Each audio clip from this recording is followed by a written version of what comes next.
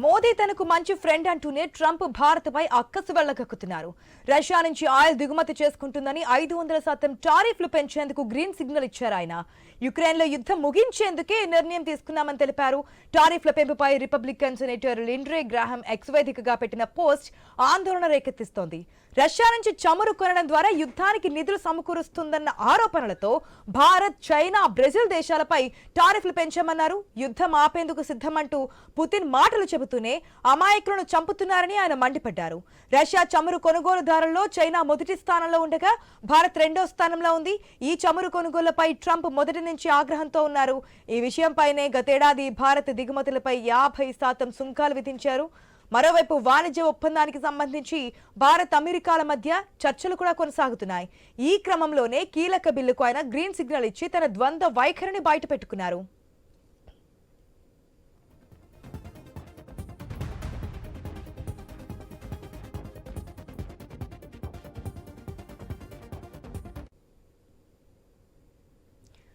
మనతో మాట్లాడడానికి professor doctor GVR Sastry గారు ఉన్నారు, అంతర్జాతీయ వ్యవహారాల నిపుణులు. Good afternoon sir. శాస్త్రి గారు, ఇప్పుడే కాదు, చాలా సందర్భాలు ఏదైనా వేదికల మీద చూసినప్పుడు ట్రంప్ నాకు చాలా ఫ్రెండ్, చాలా స్నేహం ఉంటుంది, భారత్ ఇది నాకు చాలా ఇష్టం అని చెప్తూ ఉంటారు. కానీ టారిఫ్ల విషయానికి వచ్చేటప్పటికి ఏ దేశం కనిపిస్తుంది అంటే ఇండియానే కనిపిస్తూ ఉంటుంది. దానికి కారణం ఏంటంటే చమురు కొనుగోలు, రష్యా యుక్రెయిన్ వార్ ఆగాలంటే ఇదే ప్రధానం అని చెప్పి అదొక్క ఏదైతే కొటేషన్ తీసుకొచ్చి ముందు పెడుతూ ఉంటారు, ఆ విషయాన్ని వెళ్ళగక్కుతూ ఉంటారు ట్రంప్. ఏ విధంగా చూడొచ్చు అంటారు? అంటే ఆయనకి అసలు స్ట్రాటజిక్ అఫైర్స్ అటువంటివి ఆయనకి తెలియవు.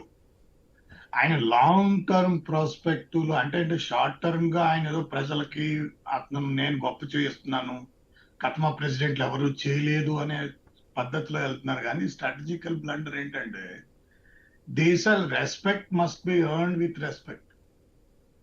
రెస్పెక్ట్ అనేది రెస్పెక్ట్ తోనే రావాలి, అంతేగాని భయంతోనూ వాటితో చేయాలి. ఈ దేశాలన్నీ కూడా ఒక అగ్రరాజ్యంగా గుర్తించి అగ్రరాజ్యంగా ఉన్నాయంటే వాళ్ళ దగ్గర ఏదో డబ్బు ఉందనో మిలిటరీ పవర్ ఉందనో కాదు. అది ఎంతకాలం అంటే మనం భయపెట్టడం, ఒకసారి భయపెడతాం, 2 సార్లు భయపెడతాం, 3వ సారి భయపెట్టలేము. వాళ్ళు కాంప్రమైజ్ అయ్యే వాళ్ళ దగ్గరే మీద అవుతారు. ఆయనకి ఏంటంటే అమెరికా యొక్క లాంగ్ టర్మ్ ఇంట్రెస్ట్ ని ఆయన సబటాజ్ చేస్తారు. ఆయనకి అది తెలియట్లేదు. ఎందుకంటే మీరు ఒకటి అబ్జర్వ్ చేయండి, వెనిజులా అంటే మిగతా అమెరికన్ ప్రెసిడెంట్స్ ఎవరికి చేతకాక, వాళ్ళకి తెలియక వెనిజులా కానీ లాటిన్ అమెరికన్ కంట్రీస్ కానీ వాళ్ళని ఆక్యుపై చేయడం అంతసేపు అదే. అవన్నీ చాలా చిన్న దేశాలు. ఇప్పుడు మనం బంగ్లాదేశ్ ని, శ్రీలంకని ఆక్యుపై చేయడం మనకు చేతకాక, మనకంతా 5 నిమిషాలు. కానీ అది కాదు కదా, we have to live together. అదేంటంటే ఆ పద్ధతిని ఆయనకి అది అర్థం అవ్వలేదు. అది లాంగ్ టర్మ్ ప్రాస్పెక్టివ్స్ లో అమెరికన్స్ అందరికీ ఇబ్బంది అయిపోతుంది. ఈయనేమో 6 నెలలు, 1 సంవత్సరం, 2 సంవత్సరాలు పరిపాలించి వెళ్ళిపోతాడు, తర్వాత అయిపోతుంది. చాలా ఇబ్బందులు అయిపోతాయి. ఎందుకంటే ప్రజలకి ఆ పరిస్థితి నుంచి, ఎందుకంటే ఇప్పుడు ఇవన్నీ గ్లోబల్ కంపెనీస్, అమెరికాలో ఉన్నవన్నీ గ్లోబల్ కంపెనీస్ కానీ అమెరికన్ కంపెనీస్ కాదు. ఆయనకి తెలియట్లేదు. ఇవన్నీ గ్లోబల్ కంపెనీస్ అంటే మొత్తం ప్రపంచానికి సంబంధించిన కంపెనీలు. ఆయన ఏమనుకున్నాడు, హెడ్ క్వార్టర్స్ అక్కడ ఉండడం వల్ల అమెరికన్ కంపెనీస్ అనుకున్నాడు.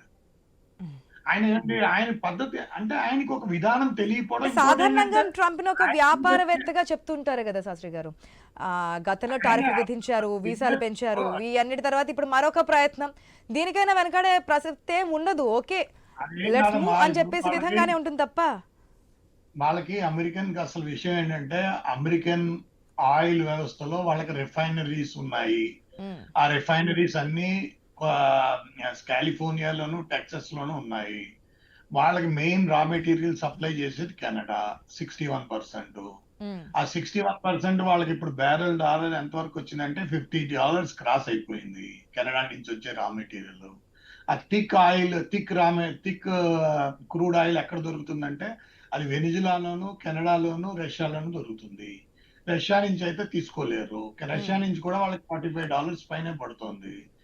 కెనడా నుంచి అయితే $50 పైన పడుతోంది. ఈ రకంగా అయితే మొత్తం పెట్రోలియం రిఫైనరీస్ అన్ని అమెరికాలో బంద్ అయిపోయే పరిస్థితి వచ్చింది.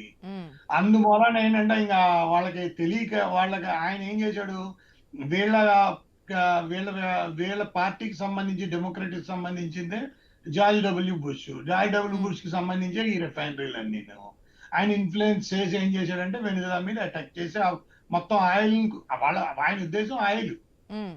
అంతకుముందేం కాదు, వాళ్ళ ఆయిలే కావాలి వాళ్ళకి, ఎందుకంటే వాళ్ళ పెట్రోలియం రిఫైనరీస్ ఎందుకంటే సార్ మాట్లాడదాం ఇంకా క్లియర్ గా, ఎందుకంటే ట్రంప్ ప్రతిసారి ఇదే ద్వంద్వ వైఖరి, స్నేహం అనడం విషం కక్కడం, ఇది ఎంతవరకు వెళ్తుంది ఏంటనే విషయాల గురించి కూడా చర్చిద్దాం. చిన్న బ్రేక్ తీసుకుని మళ్ళీ మాట్లాడదాం సార్, షార్ట్ బ్రేక్.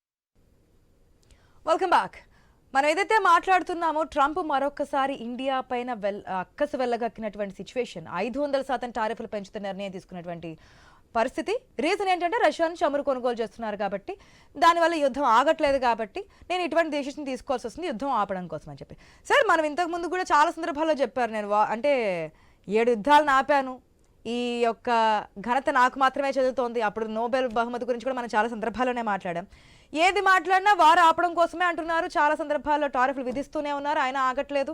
సఖ్యత కుదించడానికి మాట్లాడుతున్నారు, ఆయన వినట్లేదు అంటున్నారు. ఇవన్నీ చూస్తుంటే మళ్ళీ ఈయన తీసుకున్న నిర్ణయానికి 500% టారిఫ్ విధించిన తర్వాత ఆయన మాట ఏమైనా నెగ్గుతుంది అనుకోవచ్చా? ఆయన వేసినటువంటి ప్లాన్ ఆయన ప్లాన్ ఏం తగ్గట్లేదమ్మా. ఆయన ఇప్పుడు మీరు అబ్జర్వ్ చేయవలసింది ఏంటంటే, ఒక అమెరికన్ ఆర్థిక వ్యవస్థ అగ్రరాజ్యంగా ఉంది అంటే అది వాళ్ళ యొక్క ఎకానమీ మీద, కానీ వాళ్ళ ఎకానమీ లేదు. వాళ్ళ 38 ట్రిలియన్ల డెప్ట్ ఉంది.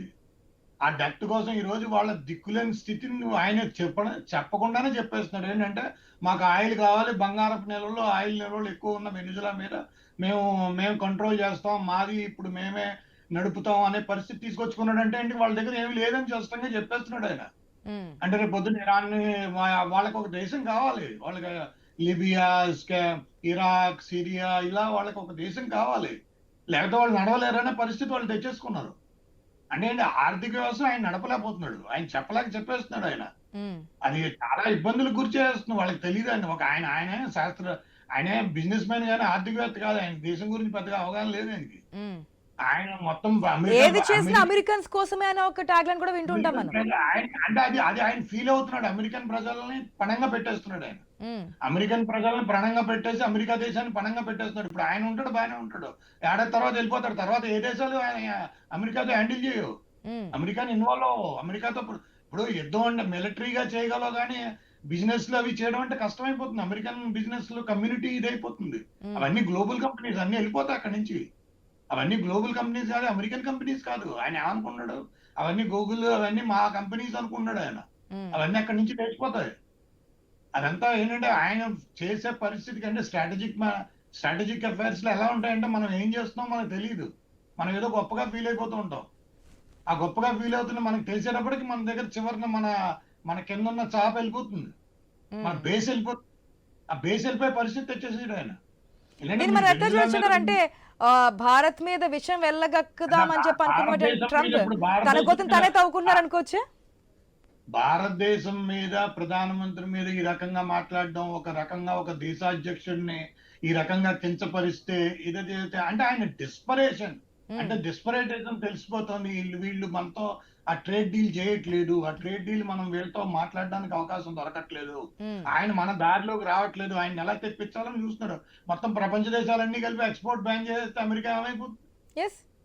ప్రపంచ దేశాలన్నీ ఎక్స్పోర్ట్ బ్యాన్ చేస్తే సింపుల్ సొల్యూషన్. ప్రపంచ దేశాలు మేము ఎక్స్పోర్ట్ చేయమని ఒక్క మాట అనేసారంటే, ఎందుకంటే డెన్మార్క్ తో పెట్టేసుకున్నాడు ఆయన, నాటోతో పెట్టేసుకున్నాడు.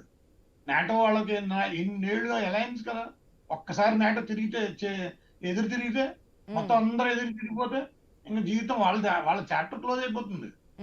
అది వాళ్ళు ఏమనుకున్నారంటే, మేము పెద్దది అనుకున్నారు, హిట్లర్ కూడా ఇలాగే అనుకున్నాడు, చివరికి మిగిలిన పోతే ఆయన ఎవరు ఇగ్నోర్, ఆయన లెక్క కూడా చేయరు అమెరికన్స్. అప్పుడు అన్నీ తీసేస్తారు కూడా ఆయన అందులో వచ్చి. జేడీ వెన్నిస్ ఆయన ఆయన చెప్పాడు, ఆయన ప్రొటెస్ట్ చేశాడని కూడా తెలిసిపోతాడు. ఎందుకంటే ఉపాధ్యక్షుడు ఇంట్రెస్ట్ లేడు, నేను ఇలాగా రాష్ట్రపతి భార్యని తీసుకొచ్చాడు ఏంటమ్మా, ఒక ఆవిడకి సంబంధం ఏంటి, ఆవిడ తీసుకొచ్చి ఆవిడ కూడా దాంట్లో అరెస్ట్ చేసి చూపించడం ఏంటి, ఎంత ఏంటంటే ఒక రకమైన అంటే వినాశకారే విపరీత. దానికి కూడా సాకు అమెరికన్స్ కోసమే మా యువతను ఇట్లా చేస్తున్నారని చెప్పి వేరే యాంగిల్ చెప్తున్నారు. అది అమెరికన్ ప్రజల్ని పణంగా పెడుతున్నాడు, అమెరికా దేశాన్ని పణంగా పెట్టి చేసుకున్నాడు. మన భారతదేశానికి వచ్చిన నష్టం లేదు, మనం ఇంకో ఆయిల్ మనం ఎలాగైతే ఇంకో చోట నుంచి కొనుక్కుంటాం. మనకి ఎలాగా 25% మనకి ఎలకేషన్ ఉంది. ఎలకేషన్ లో మనకి ఈ రోజు మనం 25% లో మనం 14% ఖర్చు చేస్తున్నాం బికాస్ ఆఫ్ రష్యా. 11% సర్ప్లస్. ఉమ్, ఇలా కాదంటే గయానా నుంచి కొంటాం, ఇంకోటి నుంచి కొంటాం. మనం ఎక్కడొక్కడి నుంచి కొనుక్కుంటాం, మనకేం వచ్చే నష్టం లేదు.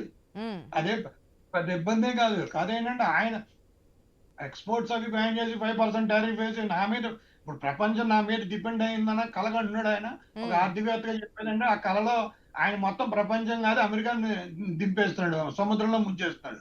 అది ఒకవేళ ఆయనకి ఇప్పుడు ట్రంప్ తెలియట్లేదు. తీసుకున్న డెసిషన్స్ మళ్ళీ అమెరికా సెటరేట్ అవ్వాలంటే, అంటే ఆయన ఉన్నంతకాలం అవ్వదు, అది ఒకవేళ అది దిగిపోయిన ఇంకా తర్వాత జరగని పని. అది ఇంకా జరగని పని. అదే ఆయన తెలియట్లేదు. ఆయన తెలియని విషయం ఏంటంటే, ఒక రేపు పొద్దున్న ట్రంప్ వెళ్ళిపోయిన తర్వాత ఇంకో కొత్త ప్రెసిడెంట్ వచ్చినా కూడా అది మార్చలేని పరిస్థితి అయిపోతుంది. అది ఇంకేంటంటే ప్రపంచ దేశాలు నమ్మవు కదా, ఒక్కసారి ఇంక అందులో వెళ్ళిపోయాయి బయటికి. ఇంక పావురం ఎగిరిపోయినట్టు ఎగిరిపోయాయంటే ఇంకేముండదు, మిగిలేదేమో ఉండదు, ఇంక మళ్ళీ రాలేదు. పంచడం తప్ప. ఇదేంటంటే these are defence and diplomacy చాలా క్రూషియల్. సో దీనివల్ల ఇండియాకి వచ్చే ఎఫెక్ట్ ఏం లేదంటారు, ఇది కాకపోతే వేరొకటి అంతేనా? మనకు వచ్చిన ఎఫెక్ట్ అంటే మనకేంటంటే ఇప్పుడు మనకి ఎలకేషన్ అనేది 25% పెట్రోలియం ప్రొడక్ట్స్ మీద మనకి ఎలకేషన్ ఉంది. అవును. దాంట్లో మనం 25 రూపాయలు, మనం 125 రూపాయలు ఖర్చు పెట్టడానికి సిద్ధంగా ఉన్నాం. కానీ మనకు 14 రూపాయలకే ఆయిల్ వస్తుంది, 11 రూపాయలు మనకి సర్ప్లస్. మనం 11 రూపాయలు ఇంకా కావాలనుకుంటే అందులో 11 రూపాయలు మనం ఖర్చు చేసి కొనగలం, కొంటాం. అది ఎక్కడైనా గయానా నుంచి కొనుక్కుంటాం, లేదా ఇంకో చోట నుంచి కొనుక్కుంటాం, ఇంకో చోట నుంచి కొనుక్కుంటాం. ఎంతకాలం అని మనం ఆపలేడు. అది జరిగే పని కాదు, ఆయనకి తెలిసేది. అదేంటంటే రష్యా నుంచి ఆపండి, రష్యా ఆయన ఏమనుకుంటున్నాడు, కావాలని రష్యా నుంచి అమెరికాయే కొంటుంది. అవును. మనం కొనడం ఏంటి, అమెరికాయే కొంటుంది. రష్యా నుంచి వాళ్ళే కొనుక్కుంటున్నారు. మరి అది ఆయన ఈ చూసుకోవట్లేదు. కామెంట్ ఎట్లా చూడొచ్చు? మీరు అక్కడ నుంచి చమురు కొంటున్నారు కాబట్టి, ఆయిల్ కొంటున్నారు కాబట్టి, అక్కడ ట్రంప్ పుతిన్ ఆయన- యుద్ధాలు చేస్తున్నారు, అక్కడ ప్రజల మీద బాంబులు వేస్తున్నారు, ఆయన- ఆగడం లేదు, మీరు ఆయన- ప్రోత్సహిస్తున్నారు అనేది. అది ప్రజల్ని డైవర్ట్ చేయాలి. అమెరికన్ ప్రజల్ని F-16 ఫైల్స్ వచ్చినాయి, బయటకు వచ్చినాయి. ఆయనకి అంత పెద్దగా కనపట్లేదు, అందులో ఆయన భార్య పేరు కూడా బయటకు వచ్చేసింది. దీని నుంచి డైవర్ట్ చేయాలనే ఒక విధానంలో ఆయన ఉన్నాడు. ఆ విధానం ఏంటంటే రోజు ఏదో ఒకటి హైలైట్ చేయాలి. అందుకే నిన్న రష్యన్ షిప్ ని సీజ్ చేశాడు, అది అనవసరం అయింది. అది చేశాడు. రష్యా వాళ్ళెంత పుతిన్ అంత సింపుల్ గా కూర్చునే వ్యక్తి కాదు. ఆయన 25 ఏళ్ళు రాజ్యం చేశాడు. ఇది గట్టిగా 5 ఏళ్ళు పని చేయలేదు. ఆయన 25 ఏళ్ళ నుంచి రాజ్యానికి ఉన్నాడు, రష్యన్ ప్రెసిడెంట్ గా ఉన్నాడు. 25 ఏళ్ళ నుంచి ప్రెసిడెంట్ ప్రైమ్ మినిస్టర్ గానే ఉంటున్నాడు. ఆయనే నడుపుతున్నాడు దేశాన్ని. ఆయన ముందుకు ఉపయోగం ఎత్తానంటే ఎలా ఒప్పుకుంటాడు? ఆయన ఎక్కడక్కడ ఇప్పుడు జరిగేది ఎలాగా, ఆయన ఈజ్ ఫోర్సింగ్ ది పీపుల్.